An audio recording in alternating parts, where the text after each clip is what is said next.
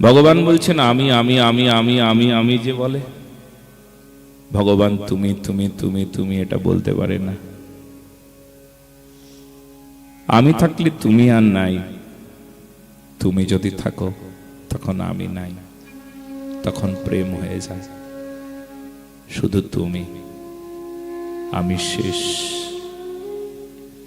আমিকে নিঃশেষ করে দেবার নাম প্রেম সাধনা। আমার আমার যত কিছু আছে, আমি যত কিছু, কবে অন্ত হবে তার?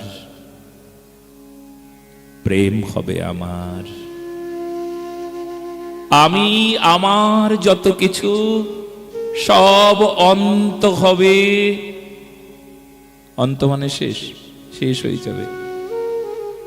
তখন প্রেম হবে আবার আমার, তখন প্রেম হবে। প্রেমের সূচনা সব তখন থেকে। মহাভাগ্যবান হব আমরা যখন আমি শেষ হয়ে যাবে।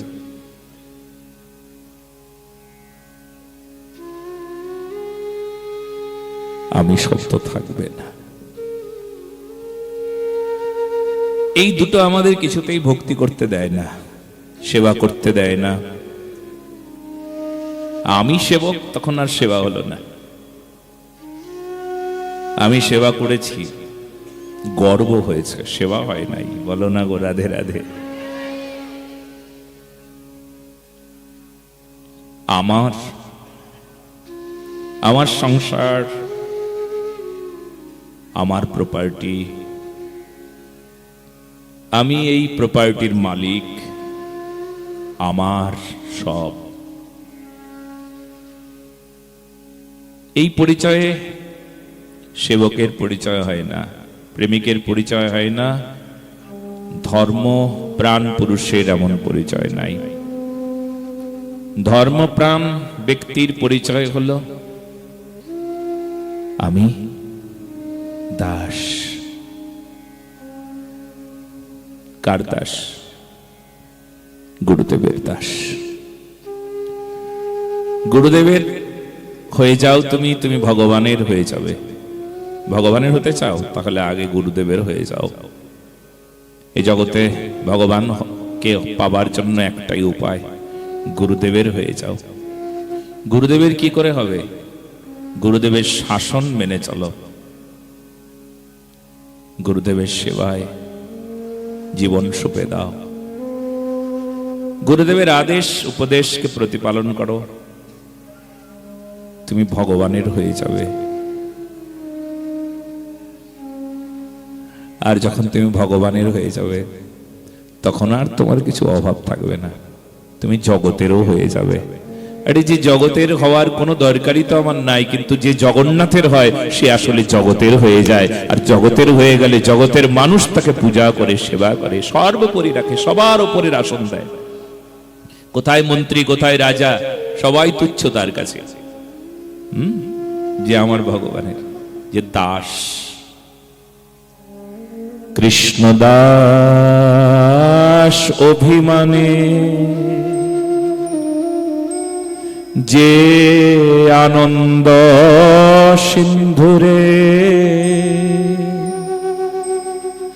কোটি ব্রহ্মানন্দ তাহে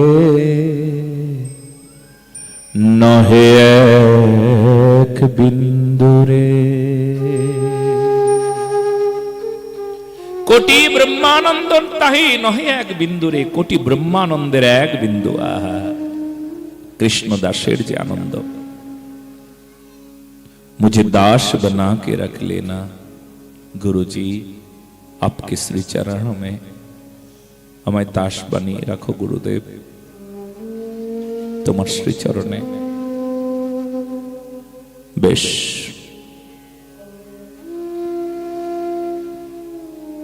এই জন্য প্রাণের যাতনা ঘোচাতে এসেছো দয়াময় প্রভু। হে গুরুদেব, তুমি আমার প্রাণের যাতনা ঘুচিয়ে দেবে। প্রাণের যাতনা কোনটা গো? যন্ত্রণা কোনটা? তোমায় দেখতে পাই না, তোমার সেবা বুঝি না, মোহমায়ায় আবৃত হয়ে আছে আমার চোখ, আমার মন, আমার বুদ্ধি, আমার চিত্তবৃত্তি। তাই সবকিছু সবকিছু দূর করে দাও গুরুদেব, মায়া মুক্ত হব, আমি তোমার কাছে যাব। দেখতে পাই না কেন? আছো তুমি, তবু তোমায় দেখি না।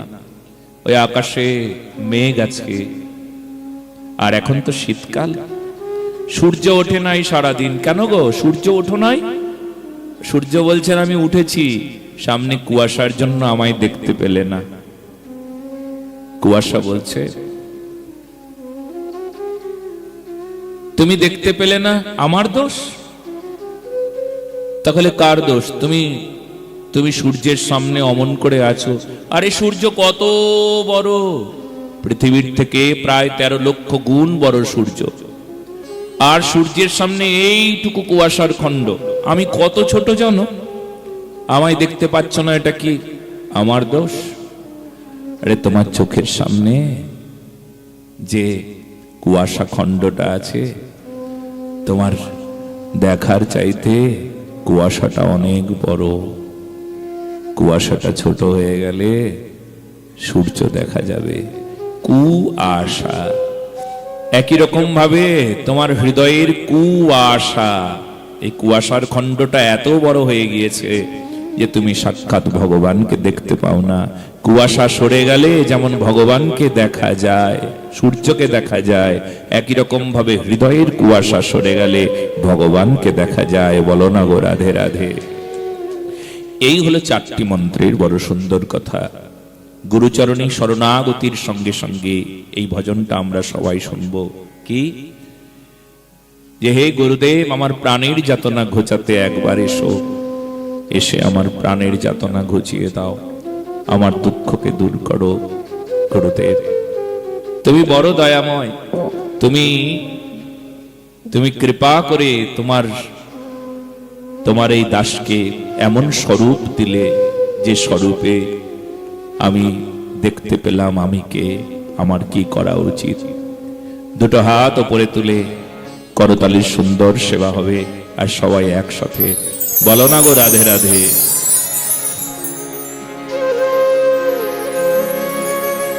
আমার প্রাণের যাতনা ঘোচাতে এসেছো, প্রাণনাথ ও প্রভু।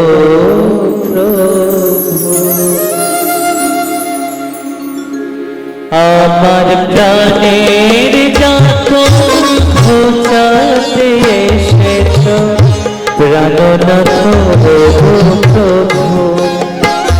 আমার প্রাণের যাতনা ঘোচাতে এসেছো, প্রাণনাথ ও প্রভু। যেন মায়ার আবেশে সুখের পরশে, মায়ার আবেশে সুখের পরশে তোমার না ভুলি কভু, তোমায় না ভুলি কভু। আমার প্রাণের যাতনা ঘোচাতে এসেছো, প্রাণনাথ ও প্রভু।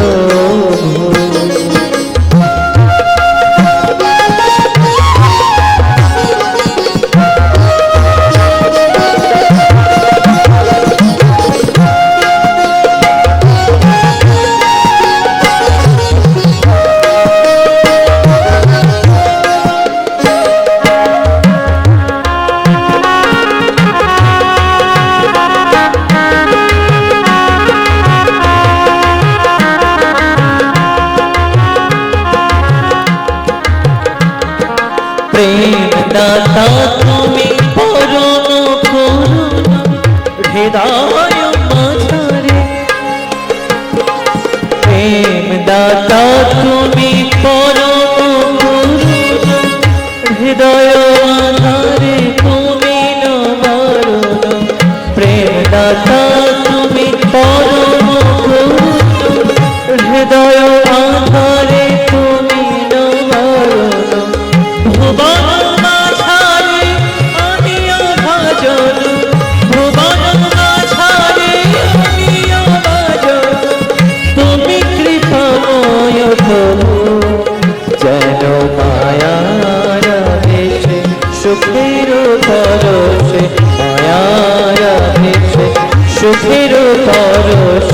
তোমায় না ভুলি কবু, তোমায় না ভুলি কবু।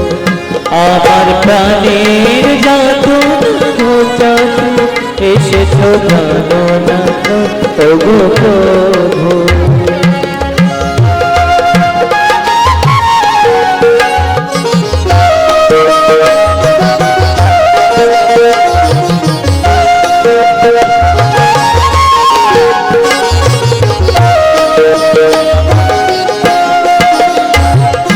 বিষয়ের বশে মোহজালে এসে করেছে সর্বনাশ। তুমি গুরু রূপে চিনিয়ে স্বরূপে দিয়েছ ধরণীমার। বিষয়ের বশে মোহজালে এসে করেছে সর্বনাশ। তুমি গুরু রূপে চিনিয়ে স্বরূপে দিয়েছ চরণে তাপিত পীড়িত যে জন বিমুখ তোমার প্রসাদে সেজে পাইছু। তাপিত পীড়িত যে জন বিমুখ তোমার প্রসাদে সেজে পাইছু। চিরজীবনে যত দুঃখ শোক, চিরজীবনে যত দুঃখ শোক নিমেষে হরিলে প্রভু। যেন মায়ার দেশে সুখের পরশে, মায়ার দেশে সুখের পরশে তোমায় না ভুলি কবু, তোমায় না ভুলি কবু। আমার প্রাণের যাতনা ঘোচাতে এসেছো প্রাণনাথ ওগো প্রভু। যেন মায়ার দেশে সুখের পরশে, মায়ার দেশে সুখের পরশে তোমায় না ভুলি কবু, তোমায় না ভুলি কবু। আমার প্রাণের যাতনা ঘোচাতে এসেছো প্রাণনাথ ওগো প্রভু। আমার প্রাণের যাতনা ঘোচাতে এসেছো প্রাণনাথ ওগো প্রাণনাথ ওগো প্রাণনাথ ওগো প্রভু। জয় জয় শ্রী রাধে।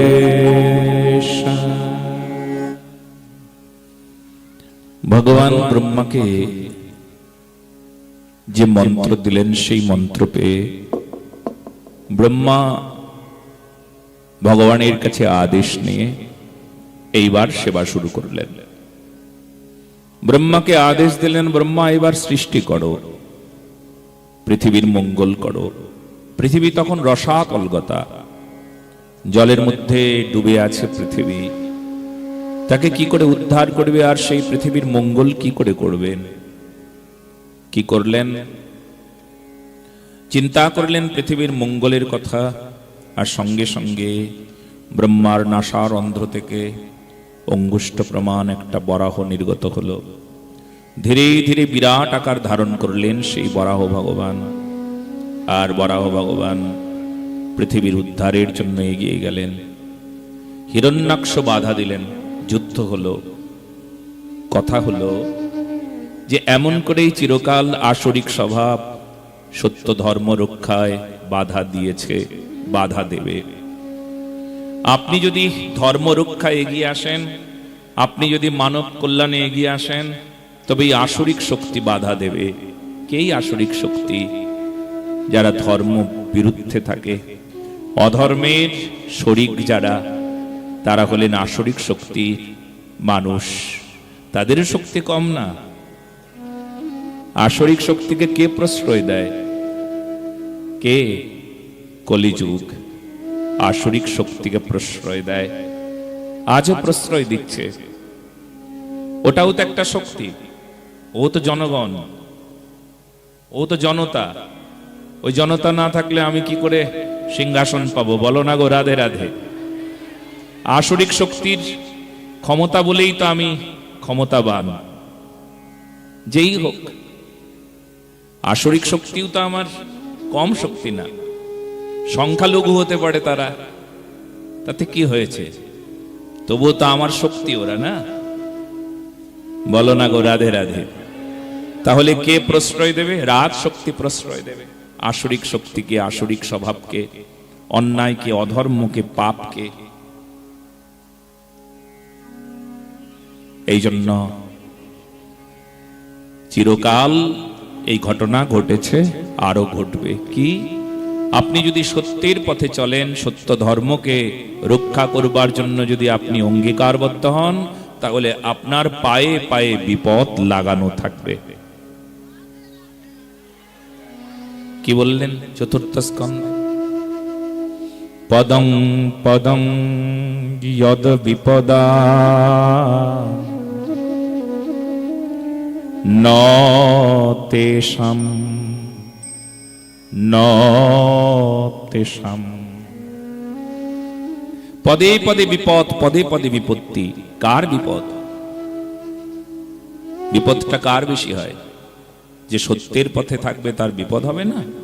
এটা হতে পারে? যে ধর্ম রক্ষা করবে তার বিপদ হবে না? তার বিপদ অনেক বেশি। যে ভালো মানুষ তার বিপদ হবে না, এটা বলতে পারেন আপনি? ভালো মানুষের একটা প্রভাব থাকে, আর যার প্রভাব থাকে সবাই, 1 কোটি মানুষ তাকে ভালোবাসে। 1 কোটি মানুষ যদি ভালোবাসে, অন্তত 25 লক্ষ মানুষ তো তার নিন্দা করবেই করবে। বলে কেন? মাৎসর্য দোষ। একে সবাই ভালোবাসে কেন, আমাকে কেন ভালোবাসে না? সমস্যা তো হবেই। সেই জন্য যারা ধর্ম রক্ষক তাদের একটা প্রভাব আছে, তাদের একটা মর্যাদা আছে। সত্য, নিষ্ঠা, দয়া, প্রেম নিয়ে যারা থাকে তাদের একটা মর্যাদা হয়, প্রভাব পড়ে সমাজে ভালো কাজের জন্য। আর প্রভাব পড়ে বলে সবাই সম্মান করে। কিছু কিছু মানুষ আছে তাদের বুকে জ্বালা করে, ইস একে সবাই সম্মান করছে, এ কথা তো ভালো না। কি করে এর সর্বনাশটা করা যায়, সেই জন্য প্রচুর চেষ্টা চালাবে। এর নাম আসরিক স্বভাব। আপনার গুণ, আপনার মহিমাকে ক্ষুণ্ণ করবার চেষ্টা করবে নানা প্রকার ভাবে। এটা নিয়ম। আসরিক শক্তি কি করলেন? ভগবানকে কিছুতেই পৃথিবীর মঙ্গল করতে দেবে না, জগতের কল্যাণ করতে দেবে না। সেই জন্য বাধা বিপত্তি সৃষ্টি করল। এত বাধা দিল, এত বাধা দিল, এত বাধা দিল। যুদ্ধ হলো, যুদ্ধে হিরণ্যাক্ষের পরাজয় হলো, ভগবান জয়লাভ করলেন। ধর্মাত্মা বিদুর মৈত্রী ঋষিকে জিজ্ঞেস করছেন, কে এই হিরণ্যাক্ষ, কে হিরণ্যকশিপুর? ভগবানের সঙ্গে এতদিন যুদ্ধ করলেন কেন? কে প্রশ্ন করলেন? ধর্মাত্মা বিদুর। ধর্মাত্মা বিদুর এখানে কোত্থেকে এলেন? আমরা তো যে সংবাদ শুনছিলাম সেটা শ্রী সুখদেব মহারাজ আর পরীক্ষিত মহারাজের। পরীক্ষিত মহারাজ ভাগবত কথা শুনছেন, শ্রী সুখদেব মহারাজ ভাগবত কথা বলছেন। এই সংবাদ শুনছিলাম এখানে। এই সংবাদ কোত্থেকে এলেন? আসলে ভগবান যখন লীলা সম্বরণ করলেন, তখন ধর্মাত্মা বিদুর আর ভগবান শ্রীকৃষ্ণের অত্যন্ত প্রিয় শাখা উদ্ধব দুইজনে আলাদা আলাদা ভাবে তীর্থে তীর্থে পরিক্রমা শুরু করলেন। আর একদিন দুজনের সঙ্গে মুখোমুখি সাক্ষাৎ। ধর্মাত্মা বিদুরকে দর্শন করে ভগবান কৃষ্ণের সখা উদ্ধব বললেন, আপনি আবার তীর্থে তীর্থে ঘুরে বেড়ান কেন? ও বুঝলাম, তীর্থে কুর্বন্তে তীর্থানি। ও আপনি তীর্থকে পবিত্র করেন, আপনি তীর্থঙ্কর। সাধারণ মানুষ তীর্থে কেন যায়? কেন আপনি তীর্থে যাবেন বলুন তো? পবিত্র হতে। আর যদি কোনো বৈষ্ণব তিনি তীর্থে যান, কোনো ভক্ত ভগবানের সেবক তীর্থে যান, তবে আসলে তীর্থকে পবিত্র করতে যান। বলো না গো রাধে রাধে, সবাই মিলে। এই যে সাধু বাবা বসে আছেন, এই যে এখানে সাধু সন্ত বাবারা বসে আছেন, আপনি তীর্থে যখন যান আপনার চরণস্পর্শে তীর্থ পবিত্র হয়ে যায়। এই যে আমার মায়েরা, ভক্ত মায়েরা বসে আছো, তোমরা জানো তোমাদের কত গুণ। হ্যাঁ, গঙ্গায় আমরা স্নান করি, মানে আমার কথা যদি বলি, আমি গঙ্গায় স্নান করি, আমি পবিত্র হয়ে যাই। কিন্তু এই তোমরা যখন গঙ্গায় স্নান করো, গঙ্গাকে পবিত্র করে দাও, এটা তোমাদের গুণ, এটা বৈষ্ণবের গুণ। আর এই গুণটা বৈষ্ণবের আছে। গঙ্গাকে পবিত্র করবার ক্ষমতা। গঙ্গা পবিত্র করে আমাকে, আমি সাধারণ মানুষ, আর আপনি অসাধারণ। আপনার স্পর্শে গঙ্গা পবিত্র হয়ে যায়। গঙ্গা কাঁদে কখন? আমার মতন অধম যদি গঙ্গায় স্নান করে, তারপর গঙ্গা কাঁদতে কাঁদতে বলে, ওরে পাপী, এত পাপ দিয়ে গেলি রে, আমি এই পাপ কোথায় রাখবো রে। তারপর গঙ্গা কাঁদতে কাঁদতে অপেক্ষা করে, এই পাপ যাবে তখন যদি কোনো বৈষ্ণব এসে তার চরণ স্পর্শ করে, তার দর্শন পাই, তখন সে আমার পাপ চলে যাবে। পাপী তত্ত্বানি পাপ আনি। আপনাদের মতন বৈষ্ণব যখন সেই গঙ্গায় গিয়ে আবার স্নান করে, তখন গঙ্গার পাপ ধুয়ে যায়, গঙ্গা আবার পবিত্র হয়ে যায়। এই জন্য ধর্মাত্মা বিদুরকে বললেন, ও বুঝেছি আপনি কেন তীর্থে তীর্থে পরিভ্রমণ করেন, জানলাম। এই জন্য বৈষ্ণবের এক নাম তীর্থঙ্কর। তীর্থঙ্কর মানে তীর্থকে যিনি পবিত্র করেন, তার নাম তীর্থঙ্কর। দুইজন দুইজনের সঙ্গে কৃষ্ণ কথায় তন্ময় হলেন, কত কথা শুনতে পেলেন, একজন আরেকজনের প্রশংসা করলেন। তবে দুজন দুজনের প্রশংসা শুনবার পর দুজনেই যে আনন্দ পেলেন তা নয়। প্রশংসা শুনবার পর কানে হাত দিচ্ছেন, ও কথা বলো না, আমি বড় অধম। ভগবান কৃষ্ণের সখা উদ্ধব বলছেন, কাকা আপনি তো ভগবান কৃষ্ণের চরণের বালিশ। চরণ উপাধান, চরণের উপাধান, উপাধান মানে বালিশ। এই রকম উপাধি জগতে আর কাউকে দেন নাই। এই উপাধি কে পেয়েছেন? ধর্মাত্মা বিদুর, চরণের বালিশ।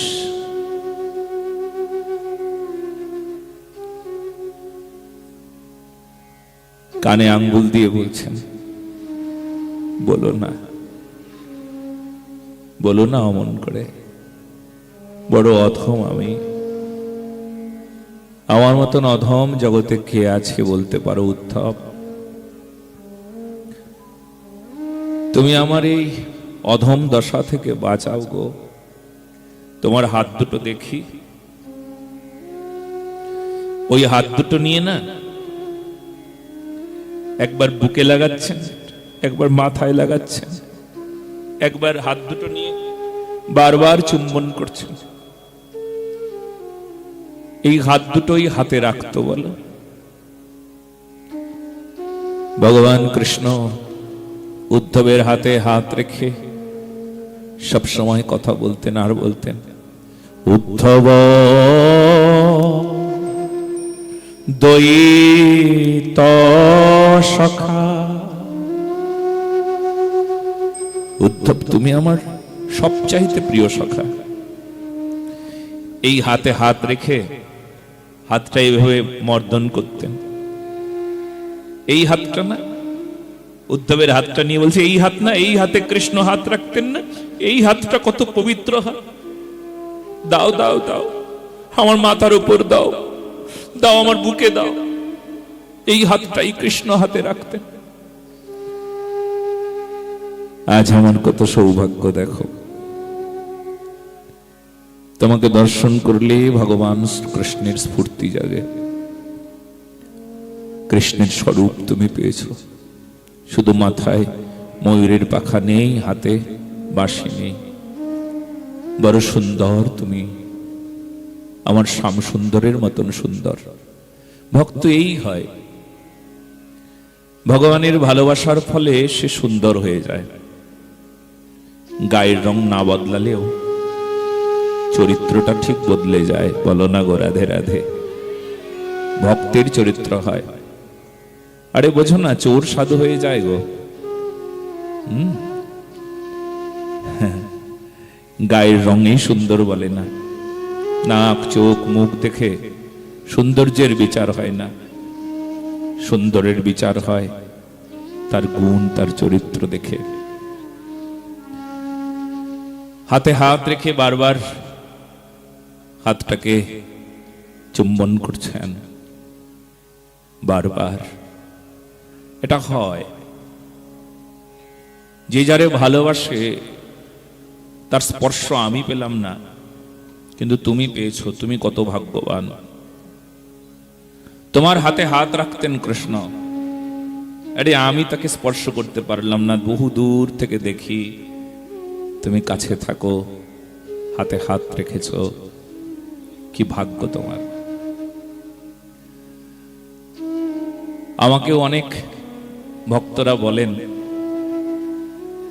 ওই যখন বাগেশ্বর বাবা আমার হাত ধরেন বা উনি হাত ধরে দুজনের হাতে হাত রেখেছি, তো এই ভিডিওটা তো চারিদিকে ভাইরাল হয়েছে, বা যারা দেখেছেন তারা বলেন দেখি আপনার হাতটা। বলে কেন গো? বলে এই হাতের মধ্যে বাগেশ্বর সরকারের হাত স্পর্শ লেগেছে, একটু আপনি একটু আমাকে একটু ছুঁয়ে দিন। এটা ভালোবাসা। যে যারে ভালোবাসে, যে যারে মনে রাখে, তার স্পর্শ যে পায় তাকেও স্পর্শ করতে ইচ্ছে করে। বলো না গো রাধে রাধে। হয় না এটা? এটা হয়। হ্যাঁ, সুবলের সঙ্গে ভগবান এই জন্য সুবলকে খুব ভালোবাসে। সুবল তো আসলে রাধারানীরই ভাই। তো এবার সুবল যখন ভগবান কৃষ্ণের কাছে আসেন, তো সুবলকে জড়িয়ে ধরেন মাঝে মধ্যে। সুবলের হাতটাকে বারবার চুম্বন করতে থাকেন, সুবলের গলা জড়িয়ে ধরেন, সুবলের দিকে হা করে তাকিয়ে থাকেন, সুবলের চোখে চোখ রাখেন। সুবল জিজ্ঞেস করেন, কৃষ্ণ কি হলো তোমার? আমার দিকে ধ্যান দাও, তাহলে ভালো ভাগবত হবে। নিয়ম তাই, ছটফট করতে নাই।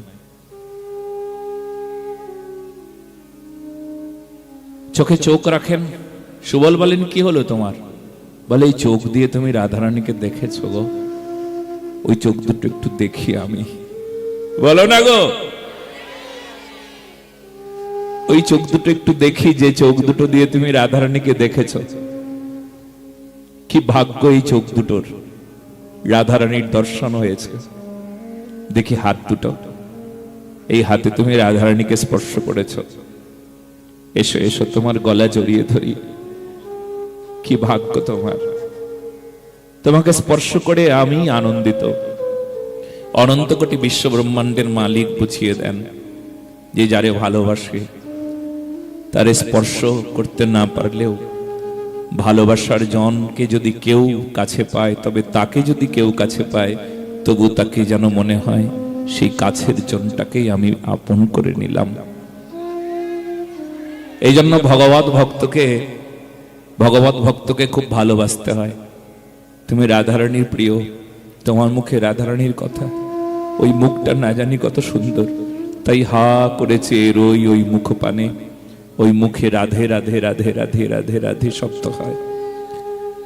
কি সুন্দর মুখখানা দেখো, আহা কি পবিত্র এই চোখ দুটো, যে চোখ দুটো দিয়ে অঝরে জল পড়ে শুধু রাধা রাধা রাধা রাধা নামে, ভগবত নামে। ওই চোখের কি মহিমা।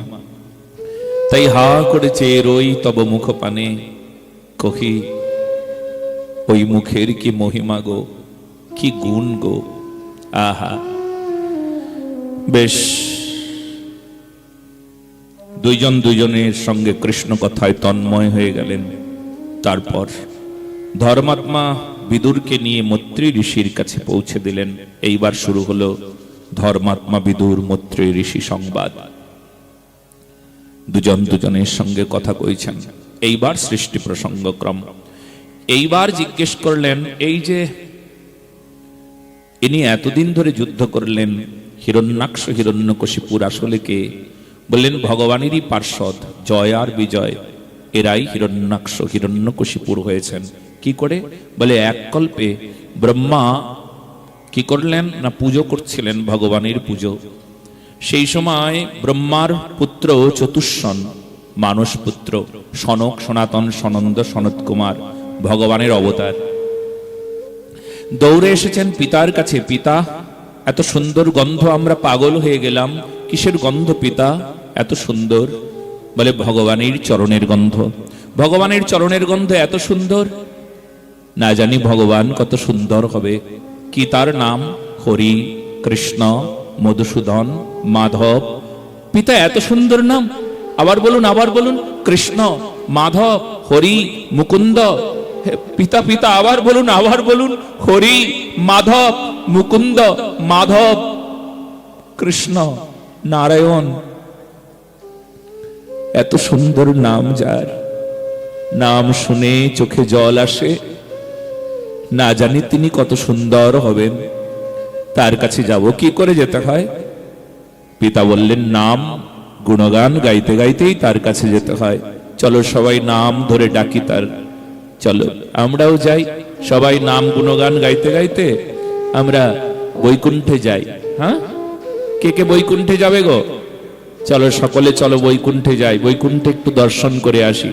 হ্যাঁ, সত্যিই সাক্ষাৎ বৈকুণ্ঠ দর্শন হবে, কিন্তু এই জন্যই তো ভাগবত গো। আমরা এখানে এসে বৈকুণ্ঠেও যেতে পারি, বৃন্দাবনে যেতে পারি। শুধু মনে নয়, আসলে বাস্তবে যাওয়ারই ফল লাভ হবে এখানে এসে। এই জন্য ভাগবতের এত মহিমা। চলো আমরা সকলে মিলে বৈকুণ্ঠনাথ ভগবান শ্রীহরি আর তার বৈকুণ্ঠ ধামকে দর্শন করে আসি।